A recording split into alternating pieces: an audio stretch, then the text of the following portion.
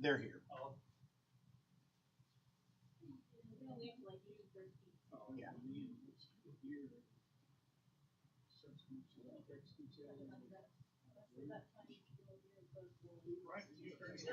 I did. Yeah, I got a little warm.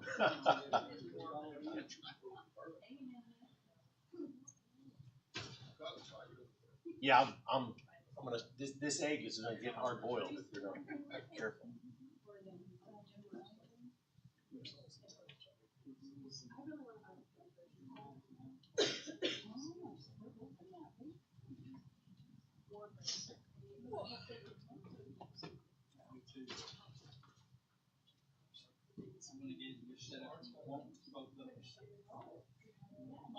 Gives the adjusted one there.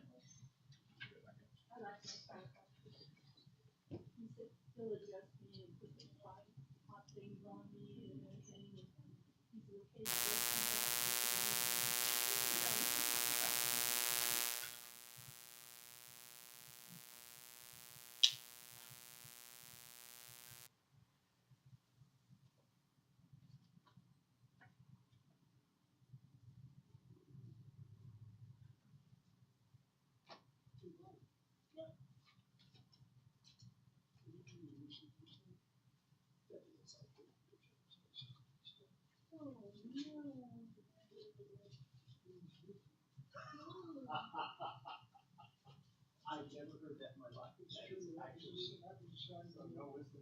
Very interesting, yeah. Very, very interesting.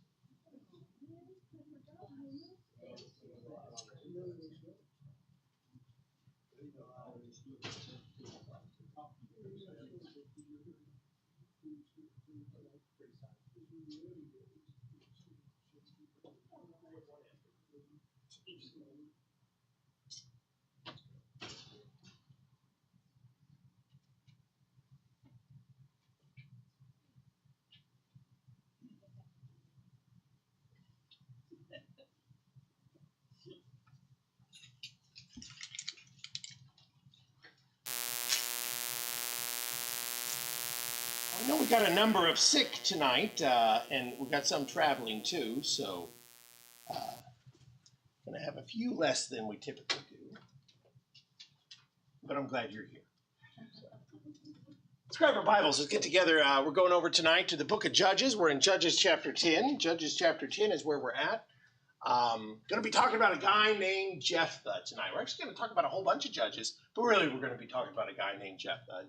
And probably most of you know Jephthah's big claim to fame, and that is that he's going to make a promise that he's going to regret. And so that's a big part of what we're going to be talking about tonight. Before we get started, though, let's start off with a word of prayer. Grant, would you lead us in a word of prayer? Holy God and Father, we come before you and thank you for this time that you blessed us with tonight, for the time that we have to gather together, to study your word, to encourage each other, Father, to lift one another up in our week. We ask, Lord, that as we study your word and consider the things that you've told to us, that you would help us to interpret it with wisdom, to take lessons out that we can apply to ourselves, that we might learn and grow in our faith, and that we might be better servants for you, Father.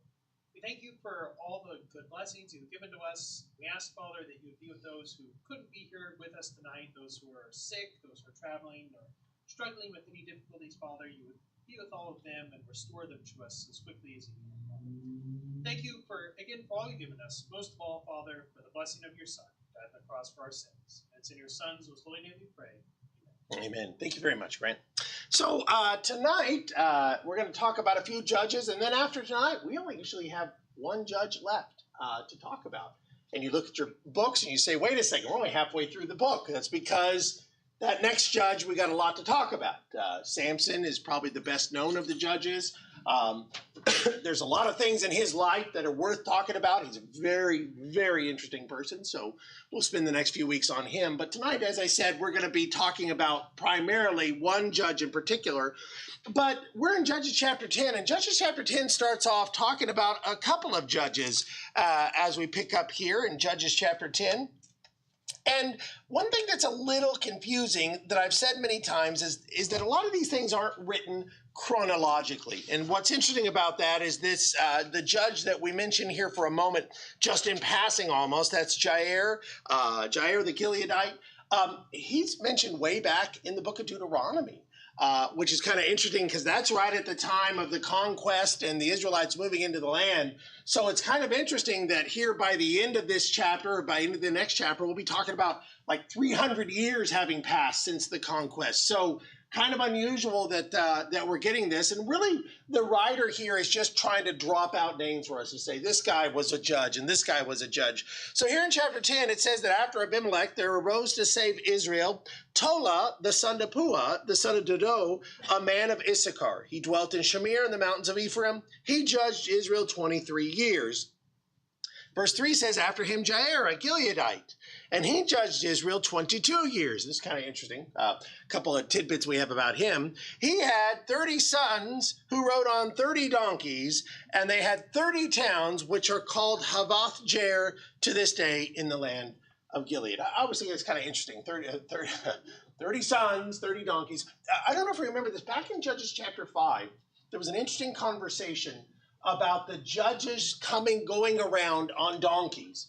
And this is something that Deborah mentions, and they talk about in the Song of Deborah, that she gets brought up about the judges, that the judges went around on donkeys and traveled the area like that. So it's kind of interesting that very possibly she's referring to these judges who, although we're reading about them afterwards, Judges is not a chronological book, so it's very possible that that's who we are talking about. Now, anybody have a comment about these two judges? I mean, we just get a tidbit.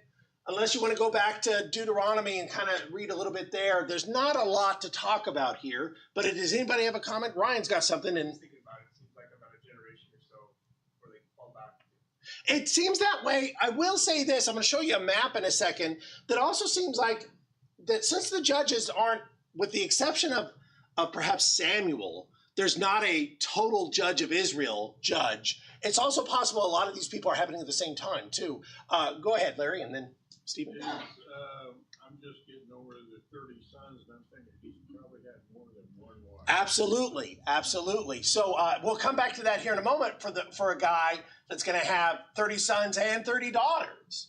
Yeah. And so we're probably talking about people that have multiple wives. And you remember, of course, just as a side note, that was something that was permitted under the law of Moses. The law of Moses gave legal qualifications for having more than one wife. It was permitted, and we saw a lot of people in scriptures do that. We know that that's put away by the law of Christ. Matthew 19, Jesus defines marriage there as one man and one woman. And so it is interesting, though, that during this time it was acceptable for men to have more than one wife. So anything to add to that, Larry, or just to... Well, it also gets me is why didn't they ride horses instead of donkeys? Oh, that's actually a good question, Larry. Why didn't they ride them? There's actually something important to that. You might pause for a second and say, what's the most famous riding in on a donkey in the Bible? Jesus coming into Jerusalem. And it's interesting because the idea was if you rode in on a horse, David rode a horse a lot for you. Well, king or rich, maybe, those are all true things. Primary thing that horses were used for was war. You primarily used horses for war, and so you read a lot about horses being around war. So if you were a great warrior, in fact, it talks about later Jesus as the conquering king, and it talks about him on a white stallion, and, you have that. But donkeys were for people of peace. So it's kind of interesting that when Jesus comes into Jerusalem riding on a donkey, the prophecy says, look how lowly the king is coming in on a donkey, and but certainly all these other things, like it meant money. Horses were money, king. I mean, there were a lot of things about that. But in the end, riding on a donkey was a symbolic of you're not a warrior. You're not there to conquer things. It's implied you're a person of peace. So like when Jesus comes in, it's seen as a symbol of peace. Go ahead. Gideon, but also it seems like some of these times when the other nations are pressing them, these other nations wouldn't let them build swords, and it might be also horses or something they wouldn't let the people have. So what's interesting about that is that horses, as you're saying there, might have been something restricted. We haven't got there yet, but you will find out in the book of 1 Samuel that the Philistines won't let them even have iron and things for making weapons. So the idea that maybe they're restricting horses, because horses not only can be used in battle, they're also can be used for chariots. You never heard of a donkey chariot. It's just not a thing because donkeys weren't that kind of animal.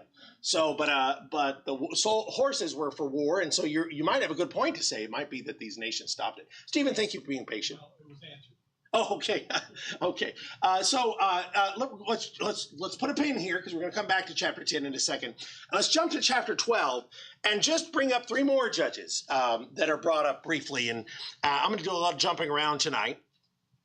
Verse 8 is telling us that after the man we're going to be talking about tonight, Jephthah, there was Ibzan of Bethlehem. He judged Israel. Now, he's a guy, we said 30 sons is a lot. He had 30 sons, and he gave away 30 daughters in marriage. Who has to pay for the wedding? It's the dad. That guy. Woo. That's something else. 30 sons, 30 daughters. And he gave away the $30, and he brought in 30 daughters from elsewhere for his sons. That's pretty impressive there. So then after him, we have a second man, Elon the Zebulunite. So he judged Israel 10 years. And then the last one that's brought up before Samson, Abdon the son of Hilleliel, the Pirathonite, judged Israel. He had 40 sons and 30 grandsons. They rode around on 70 donkeys. It's not unusual that if you had people that had a number of marriages, a number of wives, that they might have had this many sons. You read about a lot of ancient kings having sons like this. It really is kind of striking though. And imagine that this guy has these 70 sons and grandsons that do his work with him. I know it'd be kind of great. I can't praise the way that he probably ended up with having that many kids, but what a thing to have an opportunity like that. Anybody have any other comments about these judges? Like I said, we were just bringing them up. Go ahead, William. What do you got? Well, a lot of people don't know this, but the cult of Baal in the Bible was associated with Western nobilities from like England and Germany and stuff like that, but before they existed. So, what I was taking away from reading was that God was offended by their having faith in landlords. Well, so what's kind of going to be interesting, we're going to talk about Baal in a second, or Baal as you described him. And we're going to talk about how when the Israelites turned to Baal, that God's going to become angry and he's going to punish them for this. And he's going to send people in to wreck their lives. So it's not so much the idea of them being landlords as conquerors would be one way to describe what we're about to read about here. So we'll come back to that and see that here in just a second in chapter 10 as we step back to that. Anybody else have something you want to bring up to that? Good. Thank you for that comment, William. Thank you. So what it kind of looks like at this point, and I circled the last 2 judges we haven't really talked about, Jephthah and Samson, is we want to get an image that the judges were all over. And as I said, they probably weren't judges of all of Israel. In fact, we're almost certain they weren't. They were just judges for local regions. So you might have had multiple judges at one time. Now, here's a extra credit question. There's one important judge that's not in the book of Judges, and that is Samuel. Yeah, and Samuel probably was in all over Israel. It'll tell us in the book of 1 Samuel that he actually did a circuit of all of Israel. So he's a little different. He's also different because he's identified specifically as also being a prophet, a very particular kind of prophet. So he is a little different. But most people think that Samuel and Samson are probably judges at the same time. And when we talk about Samson, we'll come back to that and talk about that a little bit. But I just want to give you an image to say that these men were from all over Israel. All different tribes. It wasn't as though one tribe in particular had men coming out, that they were from all different tribes. And that they were the ones that came whenever Israel got in trouble. And that's what we're reading out here in chapter 10, is that this cycle of the Israelites falling away is repeated one more time. We read about how it is that verse 6 says the children of Israel did evil, and they began to serve the Baals and the Ashtoreths. And by the way, these are things that as we've talked about these in the past, these are common Canaanite false gods that they had worshipped. Here they're identified as the gods of Syria, the gods of Sidon, the gods of Moab, the gods of the Philistines. They forsook the Lord and didn't serve him, so they've turned away. And so what happens is that God sends, in particular, two nations, the Philistines, who are down here, and the Ammonites, who are over here. And it says in particular that the Philistines and the Ammonites come in, and verse 8, they harassed and oppressed the children of Israel for 18 years. Especially it's talking about those on this side of the river. So that would be the Ammonites in particular that are causing them the problems here. And the children of Israel, verse 10, cried out to the Lord. The cycle is that they beg God to end this problem. And the Lord says to them in verse 11, oh, I told you that I delivered you and that if you disobeyed me. And he says, look at what you did here. The Sidonians, Amalekites, Maonites are going to oppress you. He says, but you keep forsaking me. And the Israelites, verse 15, we've sinned, please deliver us. And so it is the case that the story begins painting us a picture of the people of Ammon having moved into the land over here and taken this part of the area, and the Israelites are now being oppressed. And so the people of this area, an area called Gilead, the people of this area cry out, and they say in verse 18, who is the man who will fight against the people of Ammon? He shall be the head over all the inhabitants of Gilead. Gilead, as I said, is a region right over here. Gilead there was a person named Gilead who's identified as a grandson of Manasseh, and he's identified as one of the men that takes this area, or his descendants were given this area. And so the Gileadites are mentioned several times in the Bible. Maybe the most famous one is Elijah of Gilead. He's talked about, but there's a number of them. But the people of Gilead said, if there just would somebody who'll fight for us, he would be our leader. He would be the one we're charged. And that brings us now to chapter 11. Can I get somebody to read chapter 11, verses 1 through... let's do 1 through 6. If somebody read 1 through 6. Go ahead. Go ahead, Doug. Jephthah of Gilead was a mighty warrior. His father was Gilead. His mother was a prostitute. Gilead's wife also bore him sons, and when they were grown up, they drove Jephthah away. You are not going to get any inheritance in our family, they said, because you are the son of another woman. So Jephthah and his brothers settled in the land of Tola, where a gang of scoundrels gathered around him and followed him. At some time later, when the Amorites were fighting against Israel, the elders of Gilead went to get Jephthah from the land of Tola. Come, they said, be our commander, so we can fight the Ammonites. Jephthah said to them, didn't you hate me and drive me from my father's house? Why do you come to me now when you're in trouble? You hate also? If you don't mind, let's go ahead and go a little further there, yeah. The elders of Gilead said to him, nevertheless, we are turning to you now. Come with us to fight the Ammonites, and you will be head over all of us who live in Gilead. So I really find it interesting when we start off talking about Jephthah, is that Jephthah, this is the kind of story that would make a good movie, frankly, the story of Jephthah. Jephthah starts off kind of born on the wrong side of the tracks. What do I mean by that? Who's his mother? She's a prostitute. And so when the time comes for inheritance, what happens?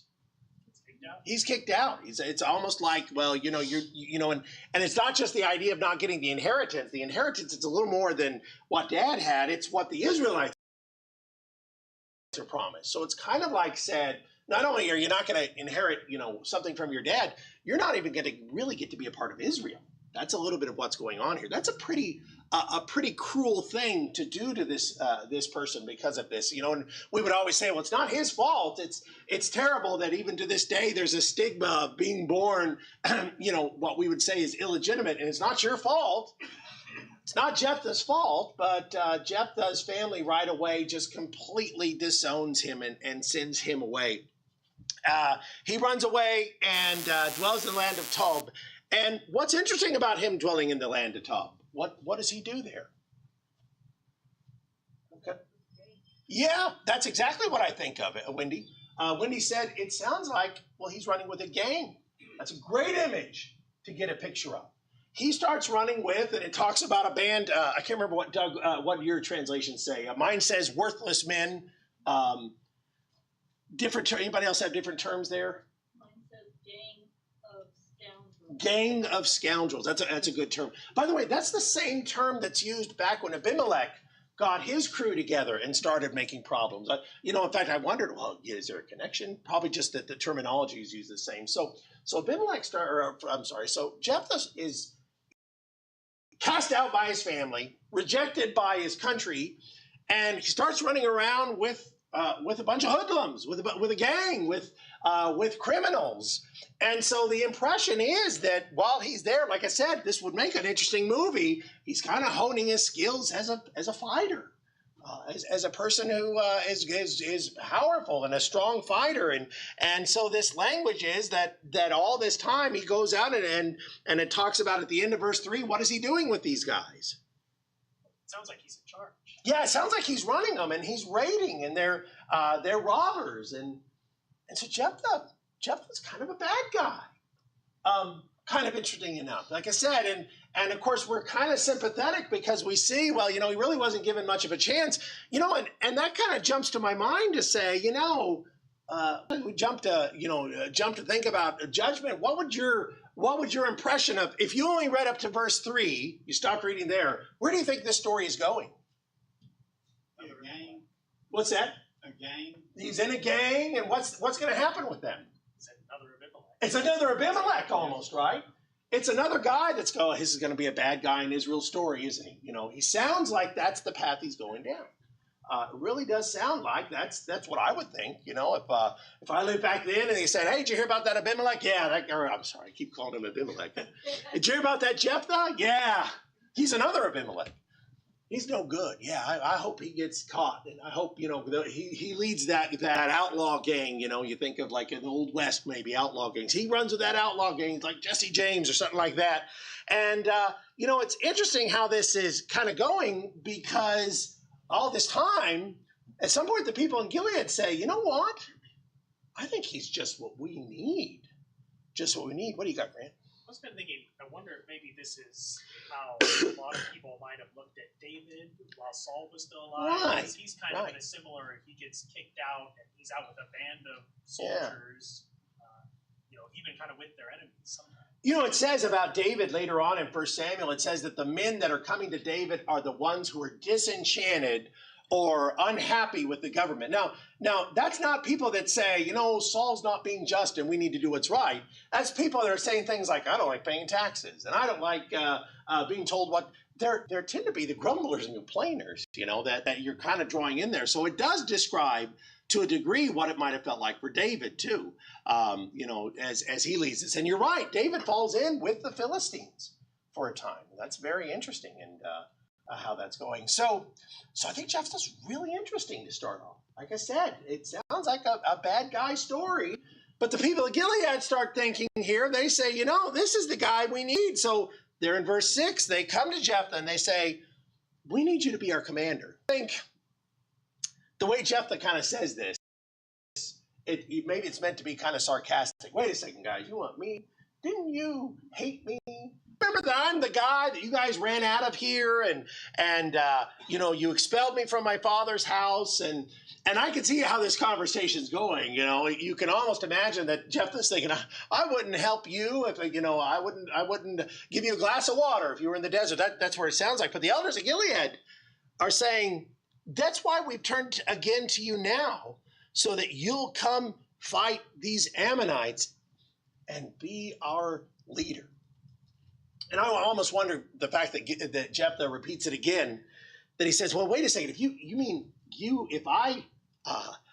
you take me back home to fight against the people of Ammon and the Lord delivers them, I'm going to be in charge? And the elders of Gilead said, yeah, we'll swear this before God. We'll swear this before God that if you'll come back and you'll take care of us, you'll lead us into battle, that you'll be our commander. So this is an oath that's taken. The people make him head and commander over them. And Jephthah spoke all of his words before the Lord in Mizpah. So, kind of go back to our question here for a second. Anybody have any thoughts about the kind of lessons you make about making a judgment like this? Anybody have a thought about this? I think one of the things that strikes me is that the Bible loves turning our conventional wisdom upside down. It loves to say, hey, I'm going to pick the sons of Jesse. I'm not going to pick the big warrior. I'm going to pick the guy that's the runt of the litter, so to speak, and he's going to be the greatest king. Or God says, he did it with Gideon, where he said, I don't want all this big army. Let's just knock it down to 300 men and I'll win. The Bible loves to turn over the way we're thinking and make us see things upside down and backwards. And that's one of the things that strikes me about the story of Jephthah, is that the story started off like he was going to be the bad guy. And they're saying, no, if you'll come back, you'll lead us. Anybody have a comment about this, about what we want to say? What do you got, William? Well, even though none of the wealthy and supposedly respectable people liked him, apparently someone did, and he had lots of friends. Yeah, well, and so, William, I wonder about that, because I wonder why do the people turn to him? And my thought must be, that guy that held us up and robbed us last week, he sure was a good fighter. They must have taken note of his ability to fight and his ability to lead people. And like it was mentioned earlier, he seems like he's the leader of this gang, and there's something about that that catches him. Well, they had a repentant attitude. We have sinned and do whatever you think is best. They repented against their treatment of Jephthah. Yeah. So, it really does seem like, them going to Jephthah had to be a lot of, we would use the expression eating crow, to say, you know what, this guy that we ran off, we need to beg him to come back and help us out. And that must have really been tough for them. Yeah. I think that's really remarkable. Brian? Now, that's interesting. Ryan, I hadn't thought about that. Ryan suggests maybe Jephthah is one of the few people that's actually equipped. That we've said there's a dearth of steel and weapons. And, of course, being this outlaw, he might be the one that has these things. What do you got, Teresa?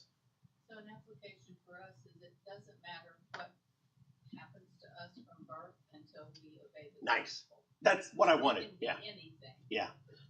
That's what I wanted us to say. We live in a society that wants to say, well, if certain characteristics are with you or against you, or if you have this setback in life, we're just not going to expect you to succeed. But the Bible loves to tell us that people that have some of the worst circumstances can achieve great things if they just commit themselves to God.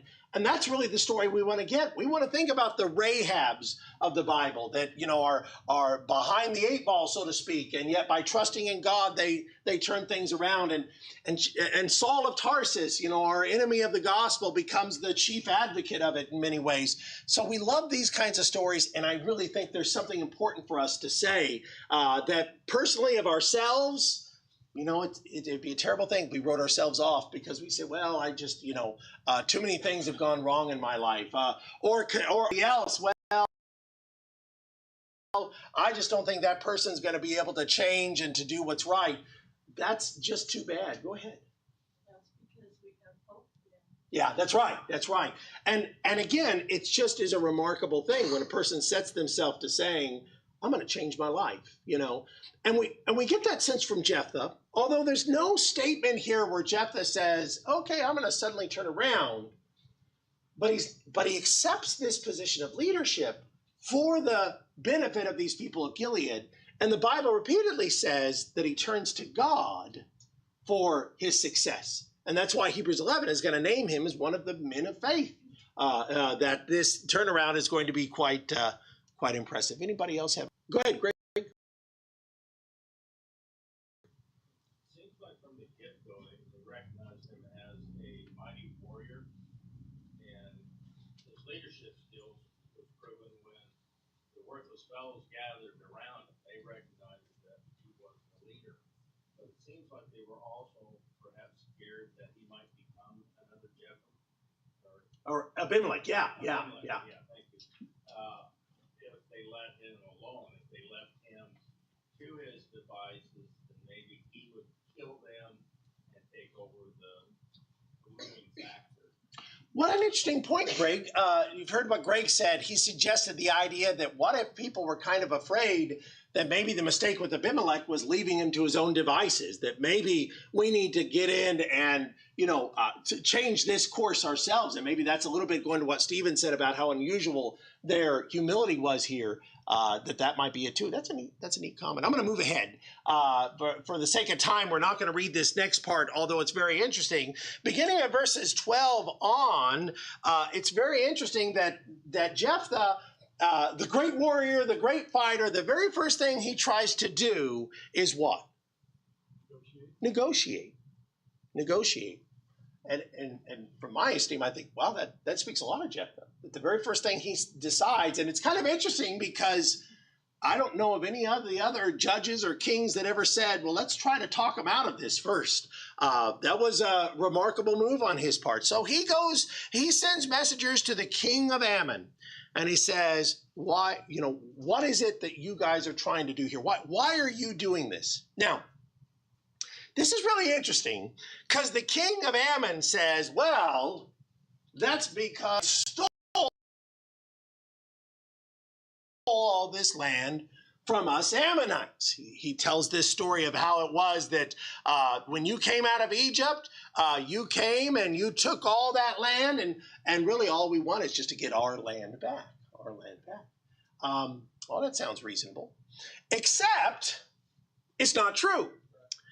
And Jephthah sends messengers back. And by the way, I want to pause for a second and say, Jephthah knows his history. Maybe that's why I like Jephthah. Jephthah knows his history. He knows what really happened. He says, now, wait a second. He says, Israel didn't take this land. We didn't take Moab's land. We didn't take the Edomites' land.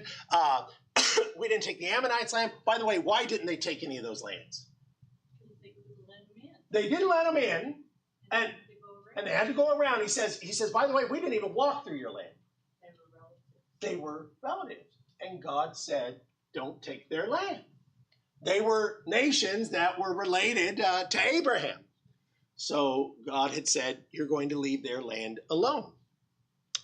Who owned that land? Jephthah goes on to tell the story. Let's talk about what really happened here. Who actually owned that land when the Israelites showed up? Wasn't the Ammonites. This is kind of tricky, right? Because these names kind of blend together. Not the Ammonites. It was the Amorites, who were Canaanites.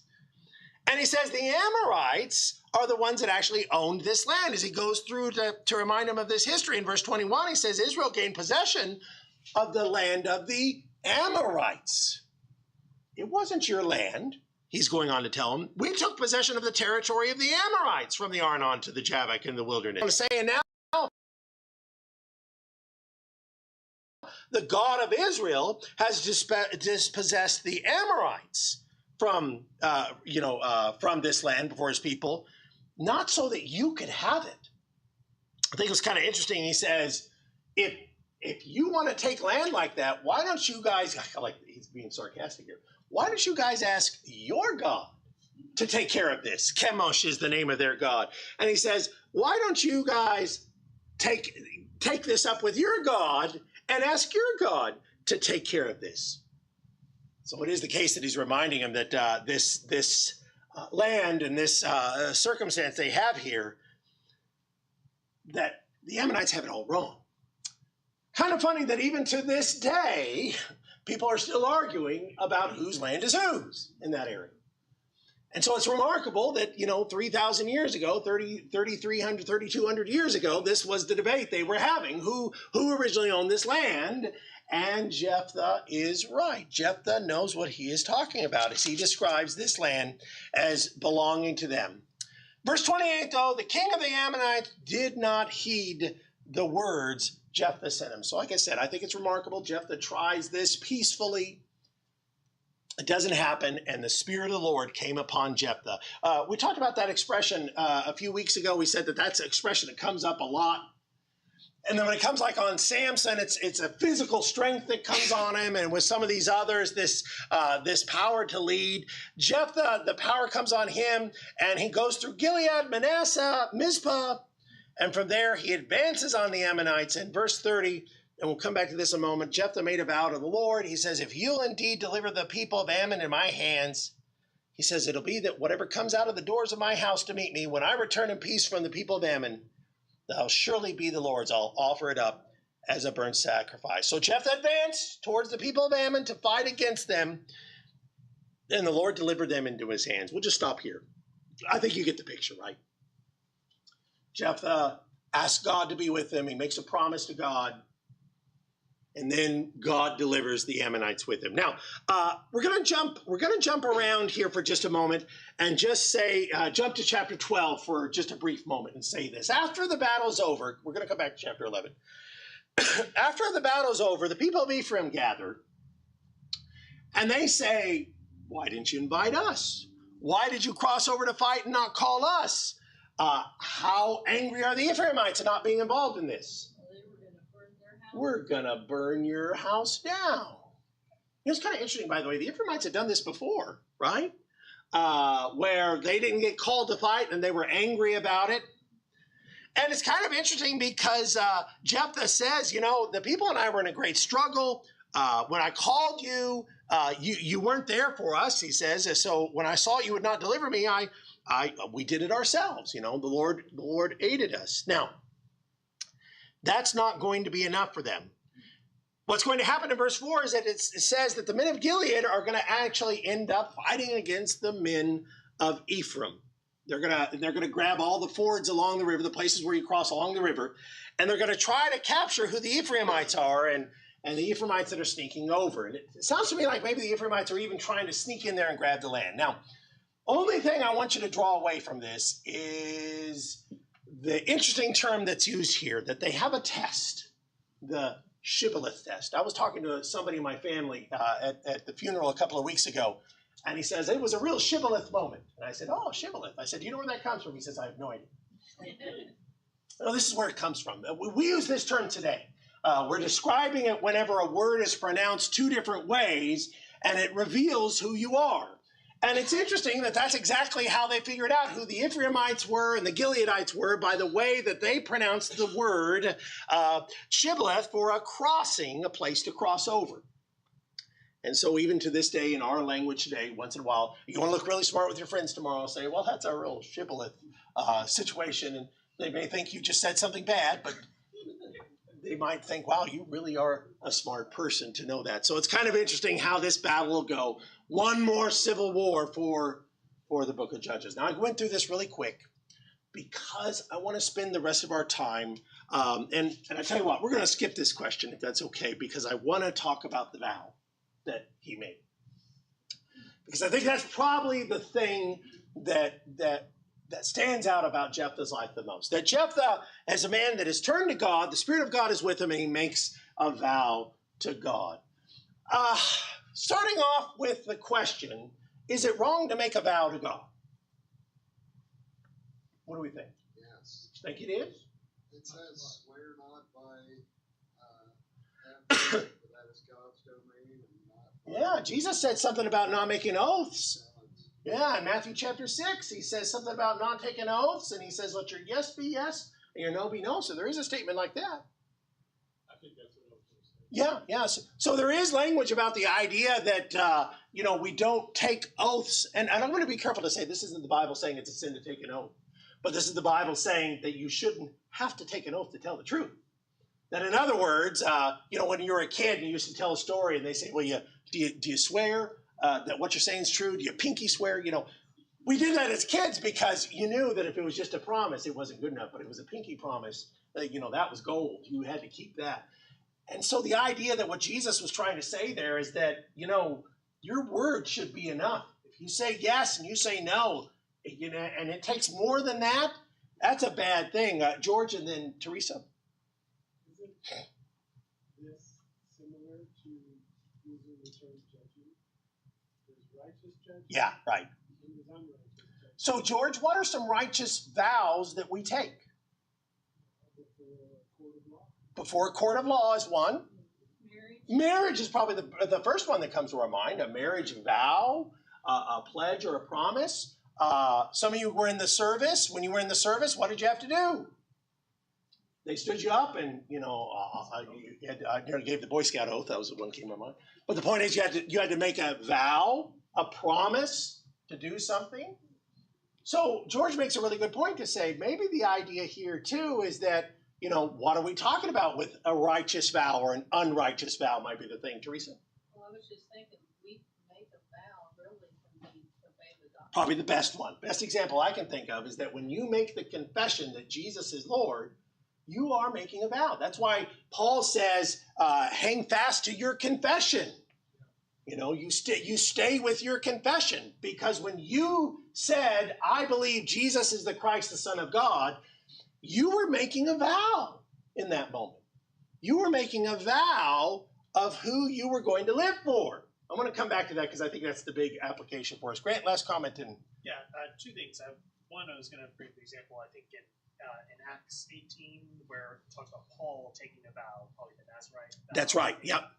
I was going to say, I think it kind of seems like there's maybe a couple different kinds of vows, and I think the one that we see here with Jephthah kind of seems like the one, Jesus said you shouldn't do, of a vow of, the pinky promise vow of, well, if I hadn't said it, then it didn't really count. But there also seems to be vows that aren't if this, then that. It's I want to do something extra special for God, or to commit myself to something. I like that idea that this was an exchange of a promise, as opposed to Grant makes the point to say sometimes we're just making a vow, like Paul's vow in Acts chapter 19, where he makes the vow, and that vow, it doesn't seem to have a condition set with it. So a lot of different ways to look at the word vow. Love to talk more about it, but I'm going to run us out of time. And I really want to hear what you have to say about what you think. So he says, I'll sacrifice the first thing that comes out of my house. We know what happens next. If you read the chapter, you remember that the next thing that happens is his only child, his only daughter, comes out of the house to celebrate his victory. I just can't imagine how brutal this moment is, that she comes out and she's dancing and singing. Her dad's come home from war. And just how crushed he is in that moment. Next verse says that he says, I've given my word to God, and I can't take it back. I think one of the most remarkable things about this chapter is that he says, my daughter, you've brought me low. You're the one that troubles me the most. Is this your fault? I don't think he's really saying. I just think he says, of all the things I've lost, this is the worst thing that's ever happened.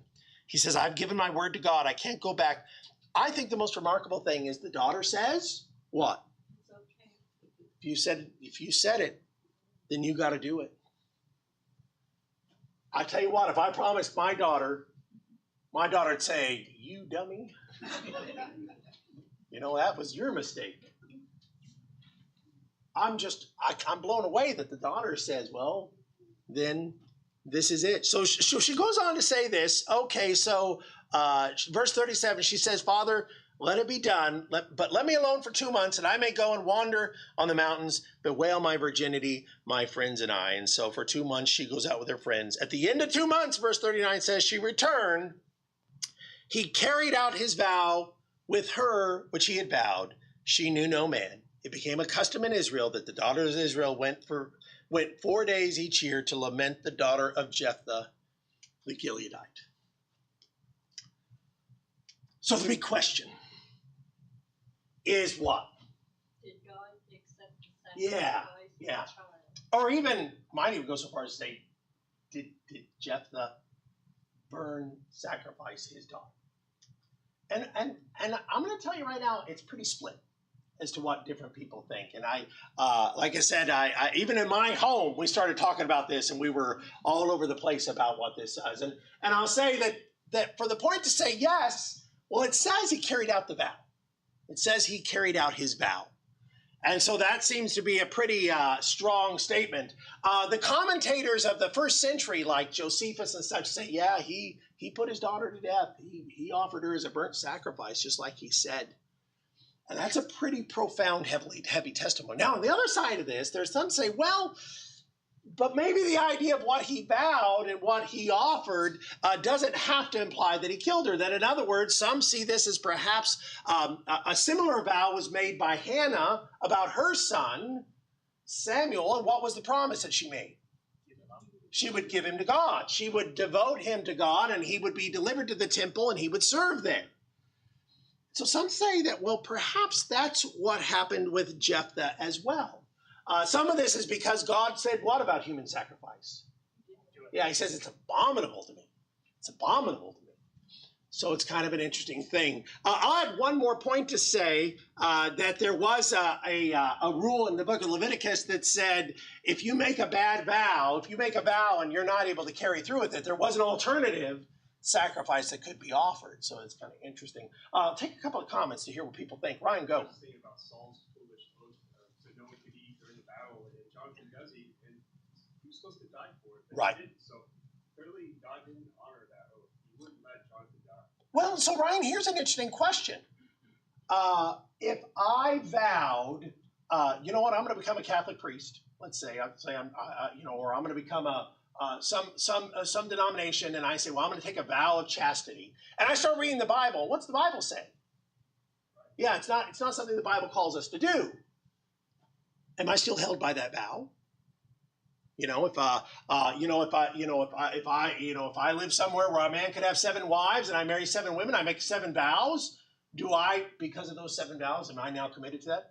I think a lot of times we understand that a vow that is made improperly doesn't necessarily have the weight that it should. Now, I'm kind of being careful about this because I'm still saying, well, there's still weight in a vow, but sometimes a vow that's made in error or in foolishness or in evil doesn't necessarily carry through the same way. So one interesting thing is to say, well, sometimes God doesn't necessarily have that same expectation. What else do you got? What else do you see? Greg. You got a great conundrum going on here because Abraham was to offer Israel up, but that was, he didn't question. He thought anything could happen. Yeah. And then God himself sacrificed his son. That's very true. Cross for us. And that was his vow from the very beginning in Genesis on the prophecy. That's very true. It's interesting that God would say human sacrifice is abominable, and yet his son would be the sacrifice for our sin. So that's a very profound idea as well. Anybody else have something? So, go ahead, Stephen. That phrase, I was going to mention about that, but that phrase, God will provide. Yeah. Effectively, Abraham was going to keep the vow that I will obey you, God. Yeah. Didn't say the vow, but he was committed to doing it, and he did it by faith. Yeah. And so that's what we're called to do, by faith. Yeah. So we'd like to think maybe Jephthah's daughter maybe went just stayed a virgin for the rest of her life. Yeah. Served something. Either way, and I'm going to tell you this, I think either case can be made strongly. And I sometimes think the Bible is ambiguous on purpose. And you might even say, I don't think it's ambiguous. It says he did what he said he would do. But as I said, what exactly could we be talking about here? I'm not sure, but let's be very clear. He lost his daughter. Ultimately, he lost his daughter. That's the big thing that I want to talk about for just a couple of moments. We're actually at our time. But I have the invitation, so I'm gonna cheat a little bit. George, go ahead and hit the buzzer because I would not want my mother-in-law mad at me for talking to him. But we make a vow when we dedicate ourselves to Christ. And it's the most important vow that we make in our life. It's the most substantial commitment that we're making. It's a promise, it's a pledge, it's a commitment that I will serve God. How? With all of my heart, with all of my soul, with all of my strength.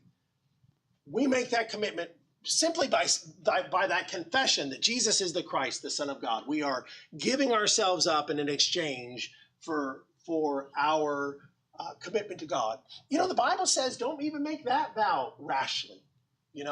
Jesus said before you do something, you should count the cost. You should count the cost. The Bible even warns us that a person that commits himself to Christ and falls away is in a worse condition than they were if they had never committed themselves to Christ in the first place. That's a puzzling statement. Come on in, guys. That's a puzzling statement, but it is It is profoundly important. If you are Christians, you made a vow to God. Keep your vow. Can you imagine meeting Jephthah one day and you said, I promised God I'd give him the best of my life, but, things get in the way. And Jephthah says, I lost my daughter by a vow to God. You're telling me that you can't give up something minor? Instead, boy, I'd hate to meet a guy like Jephthah and have a conversation like that. Love to talk about this more, but we are at our time, and you've been very indulgent of me, and I do appreciate it. And Isaac, I'll turn service over to you.